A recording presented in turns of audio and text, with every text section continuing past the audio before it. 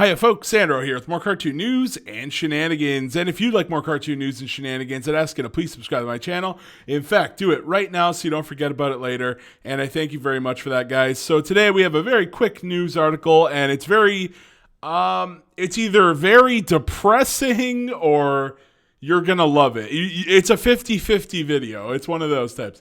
So we're here on cartoonbrew.com, article by Alex Judoc DeWitt, and Disney to close 18 channels in Asia amid pivot to streaming. So basically, as you guys know, streaming is just taking over the world. Cable is slowly, like, it's still there in the millions, but it's slowly, it's like a roller coaster. For years, cable was just this roller coaster, and now it's coming down, and it seems like it's going to rest very soon. No, I'm sure cable will be around for at least another decade or two. But like, guys, we all know that it's on its way out. Let's be honest here. And so I saw this article, I saw the headline. I don't think we need to read like everything here. But here's a nice little excerpt. Globally, the streaming service has more than 100 million subscribers. That's just Disney Plus alone. Don't forget Netflix. So everybody's moving to streaming services, no matter whether there's so many of them. Hulu, HBO Max, Apple, Apple TV Plus, etc., Netflix, etc. There's a bajillion of them, okay? But let's actually just read this, too. Disney's strategic shift from linear TV to streaming continues apace.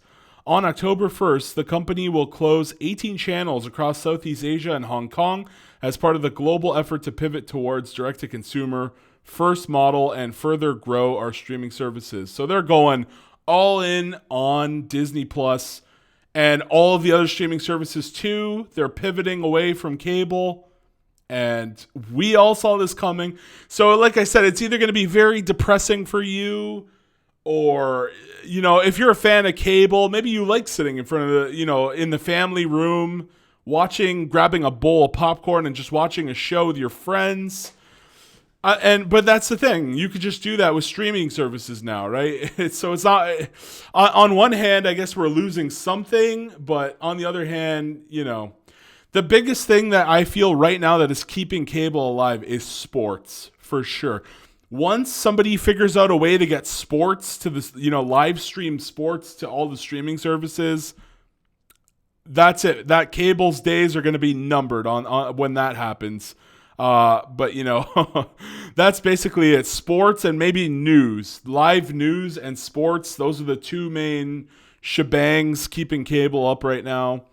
And speaking of Disney, before I close this, because I actually saw another article that talked about, so Disney, closing channels, they're focusing on the streaming service, and then also Disney. Now this is more pandemic related.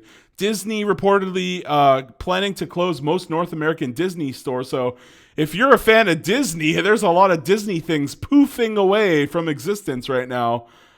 Disney stores pulling out of brick and mortar shopping, with plans to close most of its North American stores, including all of its Canada locations, according to Retail Insider.